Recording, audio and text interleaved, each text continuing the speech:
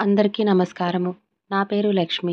Miss sadist 89వ భాగము. రచయిత వేదస్విని గారు. మనస్వినితో మాట్లాడాలని రూంలోకి వెళ్తాడు. మనస్విని మెడిసిన్ వేసుకొని అలా బాల్కనీలో కింద కూర్చొని ఉంటుంది. వీర కూడా మనస్విని పక్కన కూర్చొని, ఏంటమ్ము నాతో మాట్లాడవా? అయినా ఎందుకు నాతో మాట్లాడటం లేదు? ఎందుకు నన్ను అవాయిడ్ చేస్తున్నావు? నా వల్ల ఏదైనా తప్పు జరిగిందా? అని అడుగుతాడు వీర్. మనస్విని, అలాంటిదేమీ లేదు వీరా. నీ వల్ల తప్పు జరగటం ఏంటి? నేను బాగానే ఉన్నాను అని అంటుంది. అప్పుడు వీర్, పోనీ ఒక 4 రోజులు ఆంటీతో ఉండి వస్తావా? నీకు కూడా ప్రశాంతంగా ఉంటుంది అని అడుగుతాడు. మనస్విని కొంచెం కోపంగా, వీరా, మన పెళ్ళయి 2 రోజులే అవుతుంది కదా, అప్పుడే నన్ను పంపించేస్తావా? నేను నీతో పాటు ఉండటం నీకు ఇష్టం లేదా? నీకు నన్ను పంపించాలని ఉన్నా కూడా నేను నిన్ను చూడకుండా ఉండలేను అని ఎమోషనల్గా చెప్తుంది మనస్విని. వీరు, ఏంటమ్ము ఎందుకలా మాట్లాడుతున్నావు? నిన్ను దూరం చేసుకోవటం నాకు ఇష్టమా అని అడుగుతాడు. మనస్విని, నువ్వు నాకు దూరంగానే ఉండాలనుకుంటున్నావు కదా. నువ్వు దూరంగా ఉండాలనుకున్నా నేను నిన్ను వదిలి ఉండలేను. నా ప్రాణం పోయినా నిన్ను వదిలి ఎక్కడికి వెళ్ళను. అయినా భయం వేస్తుంది వీరా. ఒక్కొక్కసారి నా జీవితంలో ఈ సంతోషం నిలుస్తుందా లేదా అని ఉబికి వస్తున్న కన్నీళ్లను ఆపుకుంటూ అంటూ ఉంటుంది మనస్విని. వీర తన అమ్ముని దగ్గరకు తీసుకుంటూ, ప్లీజ్ అమ్ము, నువ్వు అలా మాట్లాడుకు. నేను వినలేను. నీ వీర ఉన్నంత వరకు నీ జీవితంలో సంతోషం మాత్రమే ఉంటుంది అని అంటాడు. ఇద్దరు ఎవరి ఆలోచనల్లో వాళ్ళు అలా ఉండిపోతారు. అలా ఆ రోజంతా గడిచిపోతుంది. నైట్ వీర ఆన్లైన్లో బిజినెస్ మీటింగ్ అటెండ్ అవుతూ ఉంటాడు. మనస్విని అందంగా రెడీ అయ్యి తలలో మల్లెపూలు పెట్టుకొని బెడ్ మీద కూర్చొని వీరా కోసం ఎదురు చూస్తూ ఉంటుంది. ఈరోజు ఎలాగైనా వీరాకి దగ్గర కావాలి. వీరాని ఇంకా బాధ పెట్టకూడదు. మా మధ్య చిన్న గ్యాప్ కూడా ఉండకూడదు అని గట్టిగా నిర్ణయించుకుంటుంది మనస్విని. వీర్ మీటింగ్ కంప్లీట్ చేసుకొని తన రూంలోకి వస్తాడు. మనస్వినిని చూడగానే వీర మనసులో కోరికల ప్రవాహం కలుగుతుంది. ఇంకా ఆ మల్లెపూలు ఒకటి వీర ప్రాణం తీయటానికి. కానీ వీర్ నిన్న జరిగిన దానికే చాలా ఫీల్ అవుతూ, అమ్ముకి దూరంగా ఉండాలి, అలాగని అమ్ముని ఈ పరిస్థితిలో దూరం పెట్టి నేను వేరే రూంలో పడుకోలేను. అమ్ము బాధపడుతుంది. అయినా అమ్ముని ఒంటరిగా వదలలేను. ఇది నాకు అసలైన పరీక్ష. అమ్ముకి దగ్గరగా ఉంటూనే ఫీలింగ్స్ని కంట్రోల్ చేసుకోవాలి. అమ్ముకి దూరంగా ఉండాలి. అమ్ముకి దూరంగా ఉండాలి. అమ్ముకి దూరంగా ఉండాలి అని మనసులో జపం చేసుకుంటూ ఉంటాడు వీర. మనస్విని వీరాని మెరిసే కళ్ళతో చూస్తూ, మీటింగ్ కంప్లీట్ అయిందా వీరా అని అడుగుతుంది. వీర్, అవునమ్ము, మీటింగ్ కంప్లీట్ అయింది. చాలా అలసిపోయాను అని అంటూ బెడ్ పైన వాలిపోతాడు వీర. మనస్విని, ఏమైంది వీరా అని కంగారు పడుతూ, బ్యాక్ పెయిన్గా ఉందా? సరిగ్గా రెస్ట్ తీసుకోవు అని అడుగుతుంది. వీర ఫస్ట్ నైట్ని తప్పించుకోవడానికి వేరే మార్గం లేక, అవునమ్ము, మెడ నుండి వీపంతా చాలా నొప్పిగా అనిపిస్తూ ఉంది అని చెప్తాడు. పాపం మన వీరకి తెలియదు కదా తన అమ్ము దగ్గర ఇంకా ఎక్కువగా ఇరుక్కుపోయాడని. మనస్విని వెంటనే బామ్ హీట్ ప్యాక్ తీసుకొని వచ్చి, వీర ఈ షర్ట్ తీ అని అంటుంది. వీర ఎందుకు అని కంగారుగా అడుగుతాడు. ఎందుకేంటి వీర, బ్యాక్ పెయిన్గా ఉందన్నావు కదా, బామ్ అప్లై చేస్తాను, హీట్ ప్యాక్తో నొప్పి ఇట్టే తగ్గిపోతుంది అని అంటూ వీర షర్టు బటన్స్ తీస్తూ ఉంటుంది మనస్విని. వీర్, నేనేంటి అమ్ముకి దూరంగా ఉండాలి అనుకొని ఇంకా దగ్గరవుతున్నాను అని అనుకొని ఏం చేస్తాం? ఇప్పుడు అమ్ము ఎన్ని చెప్పినా ఊరుకోదు అని అనుకొని సైలెంట్గా ఊరుకుంటాడు. మనస్విని వీర షర్టు రిమూవ్ చేసి వీరకి బామ్ అప్లై చేస్తూ ఉంటుంది. కండలు తిరిగిన అతని దేహం మనస్వినిలోని కూడా కోరికలో సెగను పుట్టిస్తుంది. మనస్విని సుకుమారమైన తన చేతులతో వీర వీపుకి బామ్ అప్లై చేస్తూ మసాజ్ చేస్తూ ఉంటే, మన వీరకి మనస్విని స్పర్శకి పాపం కోరికలు చెలరేగుతూ ఉంటాయి. అయినా కళ్ళ ముందు అత్యద్భుతమైన భార్యని, తన ప్రాణమైన అమ్మును పెట్టుకొని ఎంతకాలమని బ్రహ్మచార్య జీవితం గడుపుతాడు? ఎంత అని తన ఫీలింగ్స్ని కంట్రోల్లో పెట్టుకుంటాడు మన వీర? కానీ వీర తన అమ్ము కోసం తన ఫీలింగ్స్ని బయటకి రానివ్వడం లేదు. మనస్విని హీట్ బ్యాగ్తో వీర వైపుకి మెడ భాగం కాపడం పెడుతూ ఉంటుంది. ఇప్పుడు ఎలా ఉంది వీర, కొంచెం పెయిన్ రిలీఫ్ అయ్యిందా అని అడుగుతుంది మనస్విని. వీర మనసులో రిలీఫ్ అవ్వటం కాదు అమ్ము, ఇంకా ఎక్కువగా బాధ కలుగుతుంది, ఎక్కువ బాధ కలుగుతుంది. నిన్ను సొంతం చేసుకోలేక తీపి బాధ కలుగుతుంది నాకు అని అనుకుంటూ, చాలా బాగా నొప్పి తగ్గింది. నీ చేతుల్లో ఏదో మాయ ఉంది అమ్ము. సరే, ఇక నాకు నిద్ర వస్తుంది అని అంటూ బెడ్ పైన వెల్లికిలా పడుకొని కళ్ళు మూసుకుంటాడు వీర్. మనస్విని, వీర ఏంటి నాకు దూరంగా ఉండాలని ప్రయత్నిస్తున్నాడా అని ఆలోచిస్తూ మనస్విని వీర ముఖాన్ని తడుముతూ వీర గుండెలపైన చిరుముద్దు ఇచ్చి, అలాగే వీర గుండెలపైనే నిద్రపోతుంది.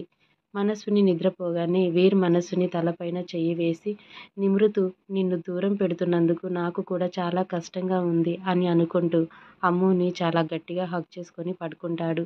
అలా 2-3 రోజులు గడిచినా కూడా వీర మనస్వినికి ఏదో ఒక కారణంతో దూరంగానే ఉంటూనే ఉన్నాడు. వీరాలో ఎలాంటి చలనం లేదు.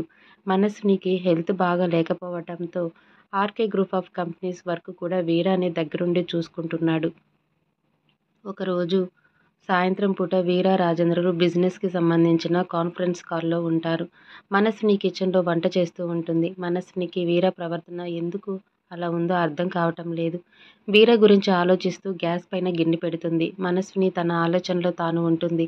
నిత్య మనస్వినికి ఫోన్ చేస్తుంది. ఆ ఫోన్తో ఈ లోకంలోకి వచ్చిన మనస్విని గిన్నె వేడి అయిపోయిందని కంగారులో చేతిని గిన్నెను పట్టుకుంటుంది. అమ్మా అని నొప్పితో గట్టిగా అరుస్తూ గిన్నెను వదిలేస్తుంది మనస్విని. వేళ్ళు మొత్తం స్కిన్ ఊడిపోయేలాగా కాలిపోతుంది.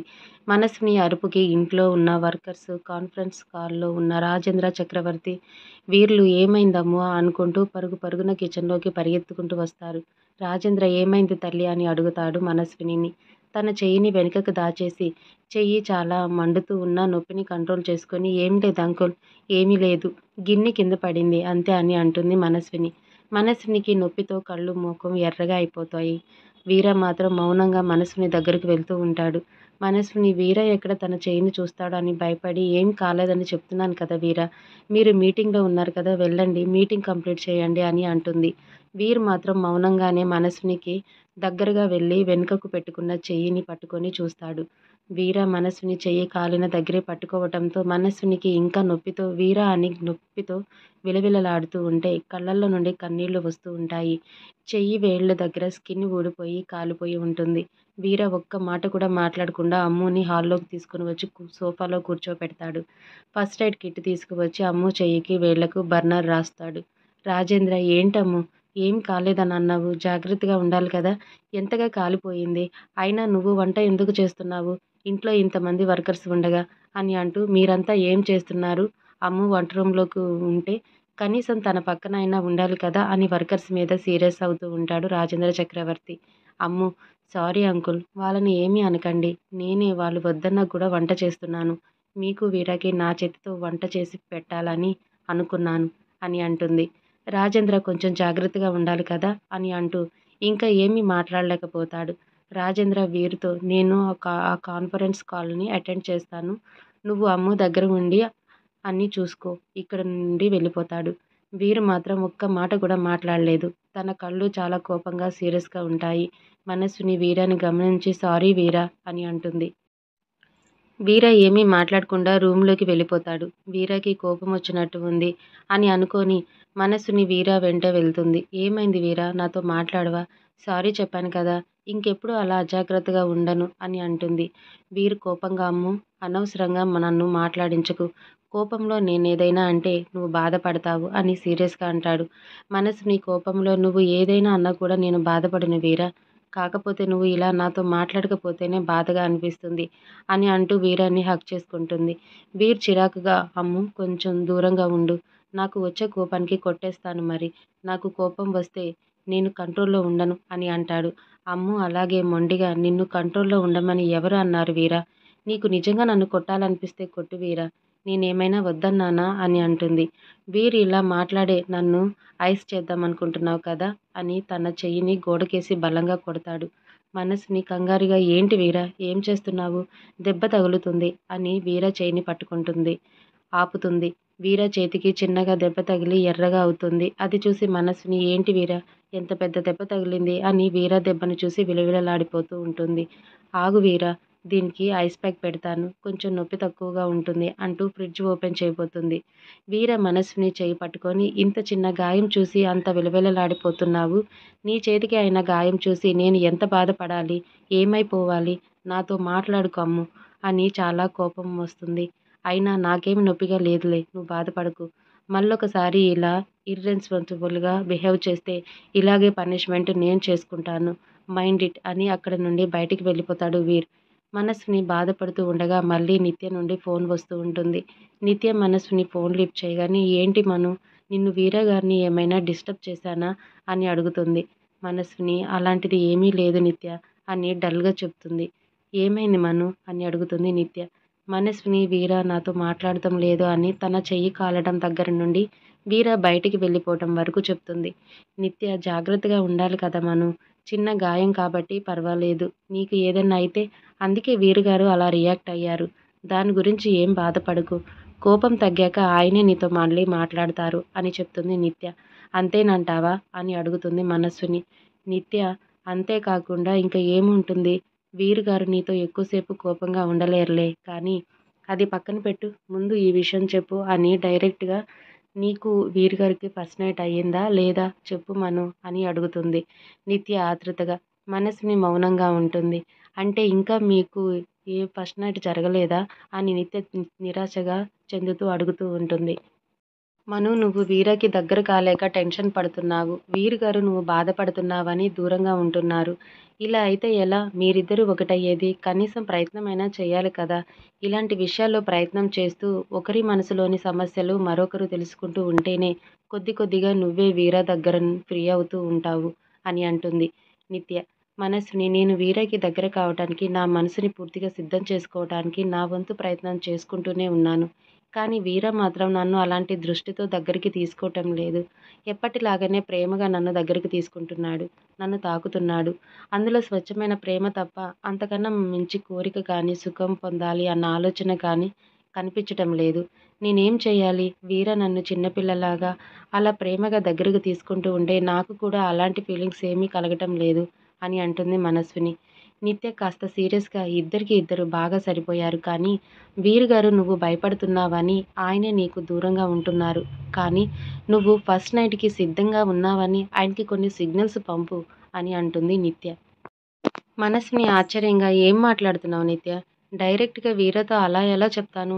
నన్ను ప్రేమతో పాటు కోరికతో తాకమని ముద్దు పెట్టుకోమని అని అడుగుతుంది నిత్య.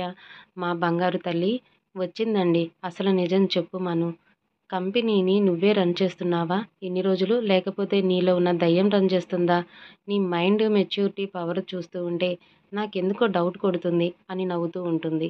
మనస్విని నిత్య మీద కోపం తెచ్చుకొని సరే నిత్య నీకు వెటకారంగా ఉంది కదా నేను నీతో మాట్లాడను అని అంటుంది.